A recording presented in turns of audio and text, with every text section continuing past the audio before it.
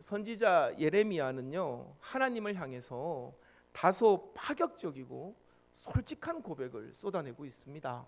우리 한번 7절의 말씀 같이 읽어볼까요? 우리 7절의 말씀 함께 읽습니다.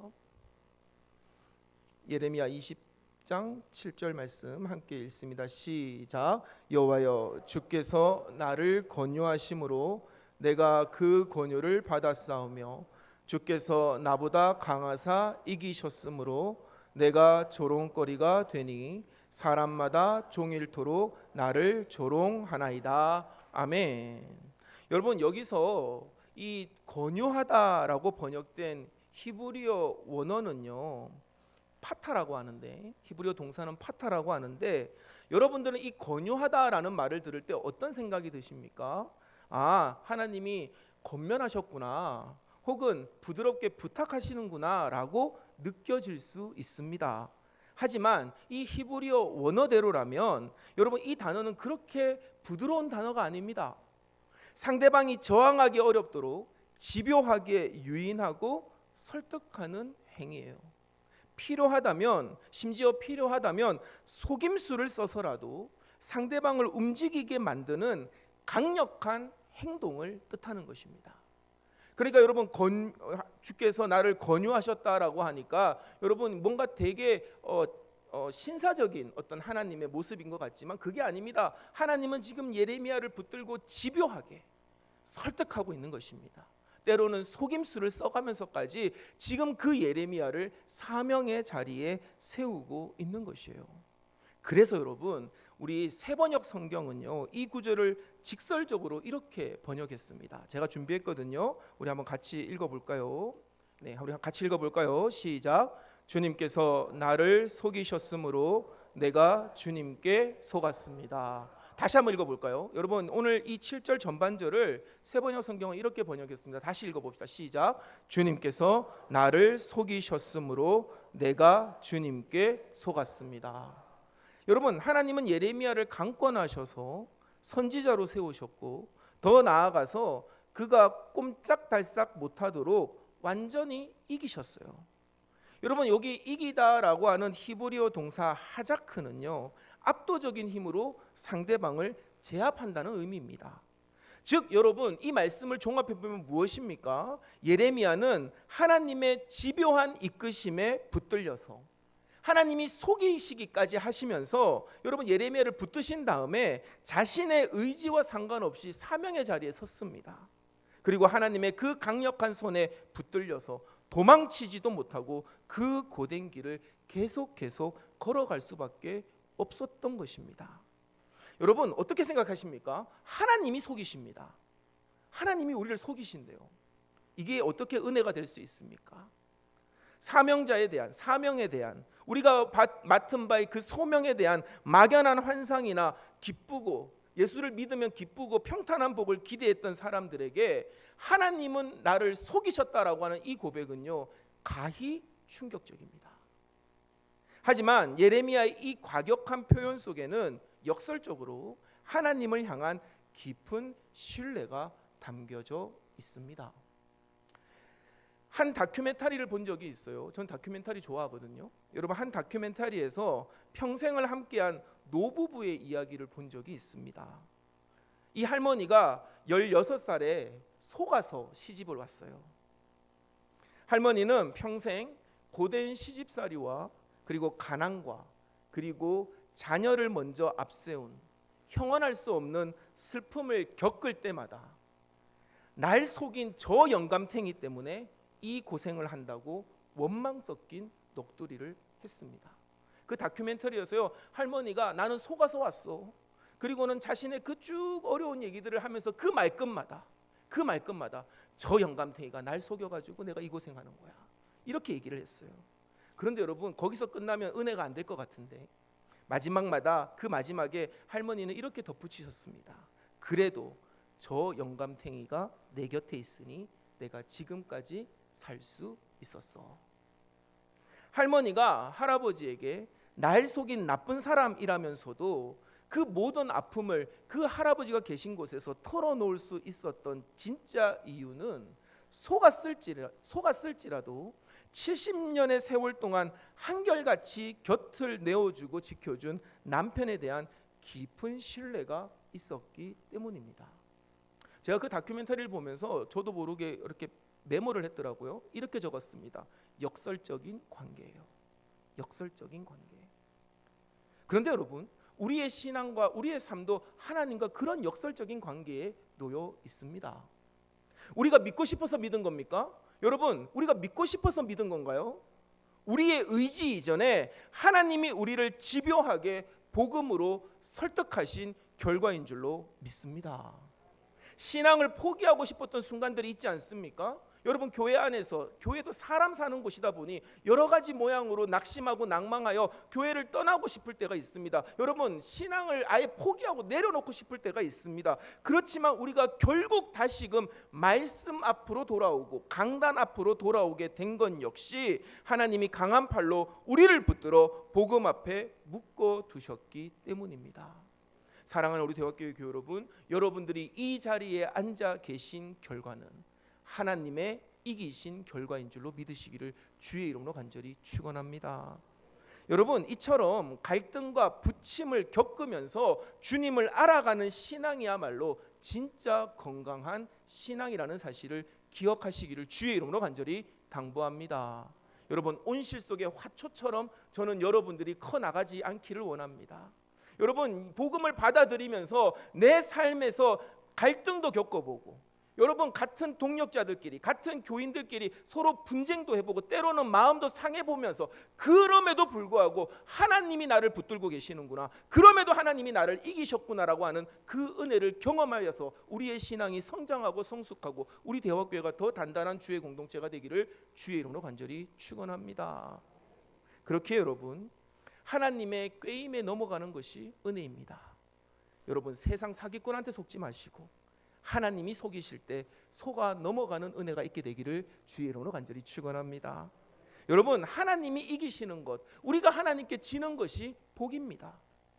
세상의 사기꾼들은 우리를 미혹하여 저들의 배를 채우지만 하나님의 속이심은 우리를 생명으로 이끄시기 위한 거룩한 은혜임을 믿음으로 고백하는 저와 여러분이 되기를 주의 이름으로 간절히 축원합니다. 그럼에도 불구하고 사명을 감당하는 예레미야의 현실은요, 너무나 냉혹했습니다. 여러분, 화려한 예루살렘 성전의 제사장들과 달리 그 당시 예루살렘 성전의 제사장들이 입은 옷은요, 화려했습니다. 지금 제가 입고 있는 이 예복과는 비교할 수 없을 정도로 화려했어요. 그런 모습과 달리 예레미야는요, 하나님의 말씀에 순종하느라 하나님이 초라한 행색으로 그 이스라엘이 망해가는 것을 너의 모든 것으로 표현하라 했기 때문에 여러분, 예레미야는요, 그 초라한 행색을 하고 있었습니다. 그 사실을 알지 못했던 사람들은요, 그 예레미야를 향해서 이렇게 얘기했어요. 하나님의 사람이라면서 왜 저 모양 저 꼴로 사는가? 하나님의 사람이라면 누구보다가 복을 많이 받고 누구보다 잘 나가야 되는데 왜 저 모양 저 꼴로 사는가?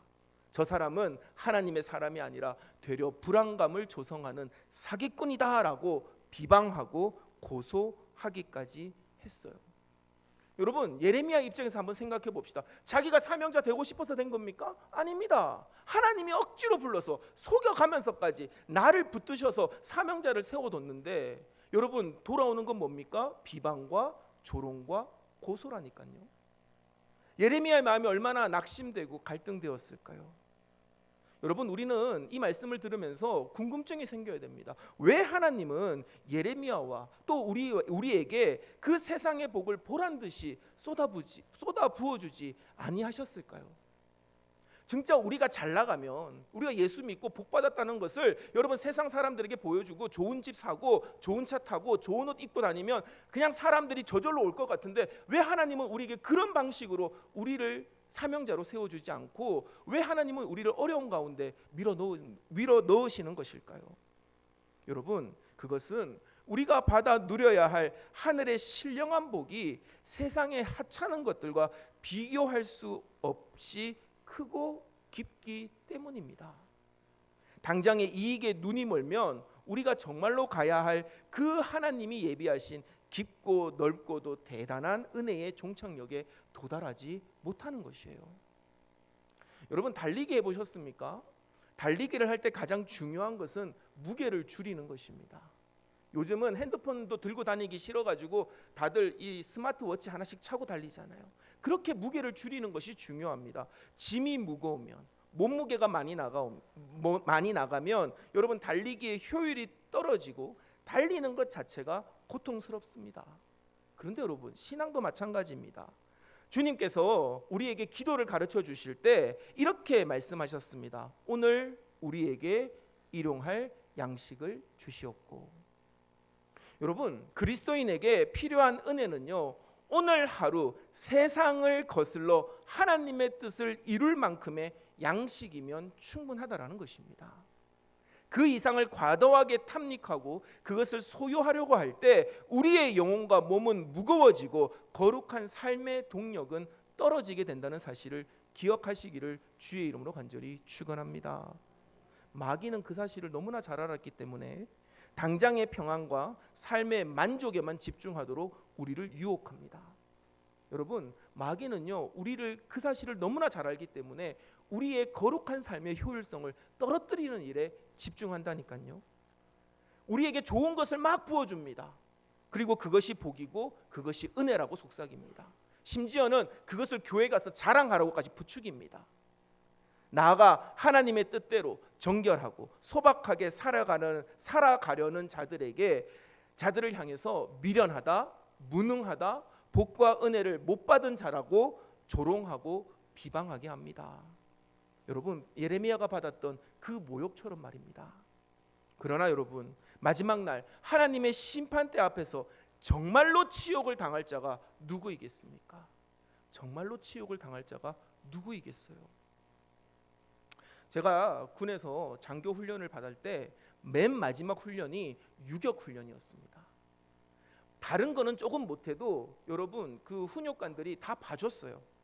장교가 부족하니까 어떻게 했는지 장교를 양성해야 되니까 사격이 좀 떨어지면 사격 훈련을 더 시켜서라도 점수를 만들어내고, 체력이 좀 떨어지면 체력 검정을 다시 해서라도 만들어냈어요. 그런데 여러분 절대 포기하지 않는 것이 있었는데, 유격 행군을 완주하지 못하면 임관을 1년 유예시켰습니다. 그래서 여러분 죽어라고 그 27kg 이상 되는 그 배낭을 메고 행군을 했습니다. 산을 올랐어요. 그런데 중간에 낙오하는 애들이 있었습니다. 인간식날 어떻게 됐을까요?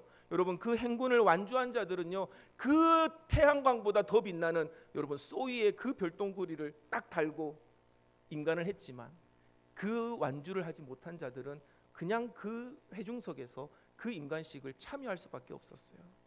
사랑하는 우리 대학교의 교회 여러분, 우리에게 중요한 것은 지금 당장의 복이 아니라 앞으로 누리게 될 하나님의 영광임을 믿으시기를 주의 이름으로 간절히 축원합니다. 마귀는 그것을 너무나 잘 알기 때문에 너는 지금의 복에 만족하라고 얘기하는 거예요. 여기가 좋사오니 그냥 여기에 머물러 있으라고 하는 것입니다. 우리를 비대하게 만듭니다. 그리고 우리를 주저앉게 만들고 하나님의 그 은혜의 길에 완주하지 못하도록 하는 것이에요.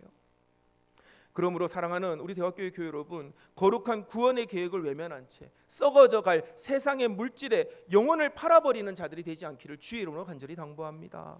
우리는 어떤 자들이 되어야 됩니까? 하나님의 심판과 조롱이 대상이 되는 자들이 아니라 세상의 거센 저항 속에서도 진리 되신 예수 그리스도를 향해서 그 달려가는 걸음을 멈추지 않는 복된 주의 자녀들이 되기를 주의 이름으로 간절히 축원합니다. 걱정하지 마십시오. 하나님께서 집요하게 우리를 붙드시고 하나님이 우리를 이기셔서 그 일을 이루어 내실 줄 믿습니다. 견디다 못한 예레미야는요, 여러분 그 조롱에 견디다 못한 예레미야는 결국에는 사명을 포기하려고 합니다. 그가 선택한 것이 무엇인 줄 아십니까? 침묵하는 것이었어요. 다수의 세상 사람들처럼 그냥 침묵하고 살면 더 이상 공격받지 않고 평안할 것 같았기 때문입니다. 그런데 그 순간 역사가 일어나게 됩니다. 우리 9절의 말씀 한번 같이 읽어볼까요? 예레미야 20장 9절 말씀 우리 한 목소리로 함께 읽겠습니다. 시작. 내가 다시는 여호와를 선포하지 아니하며 그의 이름으로 말하지 아니하리라 하면 나의 마음이 불 붙는 것 같아서 골수에 사무치니 답답하여 견딜 수 없나이다. 아멘. 여러분 말씀이요, 그의 뼛속 깊은 곳에서 불처럼 타올랐습니다. 예레미야 23장 29절에서 하나님은요, 내 말이 불같지 아니하냐라고 말씀하셨는데 그 불이 예레미야의 뼛속에서 꺼지지 않고 타올라 견딜 수가 없었던 것입니다. 여러분, 우리도 그런 경험을 하지 않았습니까? 불의 앞에서 눈을 감으려고 할 때, 복음을 부끄러워하며 침묵하려고 할 때, 우리의 마음 깊은 곳에서 올라오는 그 불편함, 여러분 다 한 번쯤 경험해 보지 않으셨습니까? 그것이 바로 우리 안에 살아계신 하나님의 영이 하시는 일인 줄로 믿으시기를 주의 이름으로 간절히 축원합니다. 안타깝게도 저는 그거 경험해 보지 못했는데요, 여러분 성령 받으시기를 주의 이름으로 간절히 축원합니다. 세상의 조롱이 두려워서 불의에 침묵하고 복음을 부끄러워할 때, 여러분 겉모습은 평안해 보일지 몰라도 우리의 내면과 우리의 정신과 우리의 영혼은 죽어가는 것입니다. 예수님께서는 외식하며 진리를 가로막는 자들을 향해서 엄히 경고하셨습니다. 마태복음 23장 27절의 말씀 제가 준비했거든요. 같이 한번 읽어볼까요? 시작. 화 있을진저 외식하는 서기관들과 바리새인들이여, 회칠한 무덤 같으니 겉으로는 아름답게 보이나 그 안에는 죽은 사람의 뼈와 모든 더러운 것이 가득하도다. 아멘. 여러분, 침묵하는 그리스도인은 겉은 반듯해 보이지만 속은 텅 빈 무덤과도 같습니다. 세상의 조롱이 싫어서 말씀을 삼켜버릴 때 우리는 세상과 다를 바가 없어지는 것이에요. 내면에서 치고 올라오는 하나님의 말씀, 그 거룩한 부담감, 그 선한 양심을 억지로 되삼키지 않는 우리 대화교회 교우들이 되시기를 주의 이름으로 간절히 축원합니다. 어떠한 상황 속에서도 입을 열어 진리를 선포하게 될 때 우리는 하나님의 온전한 구원 안에 머물게 될 줄로 믿습니다. 여러분, 결국에 이런 방법 저런 방법을 다 써봐도 집요하게 붙드시는 하나님, 이기시는 하나님에게 굴복한 예레미야는요, 입을 열어 이렇게 고백합니다. 11절부터 13절까지의 말씀 우리 한번 같이 읽어보겠습니다. 시작. 그러하오나 여호와는 두려운 용사 같으시며 나와 함께 하심으로 나를 박해하는 자들이 넘어지고 이기지 못할 것이오며 그들은 지혜롭게 행하지 못함으로 큰 치욕을 당하오리니 그 치욕은 길이 잊지 못할 것이니이다. 의인을 시험하사 그 폐부와 심장을 보시는 만군의 여호와여, 나의 사정을 주께 아뢰었사온즉 주께서 그들에게 보복하심을 나에게 보게 하옵소서. 여호와께 노래하라. 너희는 여호와를 찬양하라. 가난한 자의 생명을 행악자의 손에서 구원하셨음이니라. 아멘. 여러분, 펜이 있다면 11절에 그러하오나의 동그라미를 한번 쳐보시기 바랍니다. 도망가려고 했던 예레미야입니다. 피해 보려고 했던 예레미야입니다. 이것도 안 되고 저것도 안 되니 침묵해 보려고 했던 예레미야입니다. 하지만 하나님은 늘 언제나 예레미야를 붙드셨고 늘 언제나 예레미야를 이기셨습니다. 그 결과를 예레미야는 이렇게 고백합니다. 그러하오나. 주님, 나는 도망가려고 했습니다. 주님, 나는 피하려고 했습니다. 주님, 나는 눈을 감고 귀를 닫고 입을 닫으려고 했습니다. 그러하오나 하나님이 하셨습니다. 여러분, 이 그러하오나 이 한 단어가 우리의 고백이 되기를 주의 이름으로 간절히 축원합니다. 상황은 바뀌지 않았습니다. 조롱과 두려움은 여전합니다. 그럼에도 불구하고 하나님께로 돌아서는 것, 그것이 진짜 신앙입니다. 사랑하는 우리 대학교회 교회 여러분, 저와 여러분은 어떻습니까? 이 그러하오나의 신앙을 가지고 계십니까? 아니면 지금 마귀가 우리의 거룩한 삶의 효율성을 떨어뜨리기 위하여 이것저것 붙여준 것을 은혜인 줄로 알고 복인 줄로 알고 여러분 히히덕거리며 거기에 빠져 살고 계시지는 않습니까? 그러하오나 주께로 돌아서는 저와 여러분이 되기를 주의 이름으로 간절히 당부합니다. 여러분, 어떠한 상황 속에서도 하나님의 길 위에 서 있을 때 결국 우리는 승리할 수밖에 없습니다. 세상의 손가락질은 끝이 있습니다. 진리가 밝혀지는 날, 그 손가락은 도리어 그 손가락질하는 그들에게로 되돌아가게 될 것입니다. 우리를 속이시면서까지 사랑으로 붙드시는 하나님을 발견하시기를 주의 이름으로 간절히 축원합니다. 하나님, 우리 뼛속에 말씀을 새기신 그 하나님을 믿는 저와 여러분이 되기를 주의 이름으로 간절히 축원합니다. 그리고 우리의 내면을 살피시는 그 하나님 앞에 정직하게 반응하십시오. 저는 이 예레미야의 이 모습이 너무 좋습니다. 주님, 내가 당신 때문에 속아서 사명자 하는데 근데 내가 이렇게 조롱과 비방을 받는 거 못 견디겠습니다. 여러분, 우리 이만큼 솔직할 수 있습니까? 교회가 이 솔직함을 허락합니까? 여러분, 대화교회는 허락하는 줄로 믿으시기를 바랍니다. 그래야 돼요.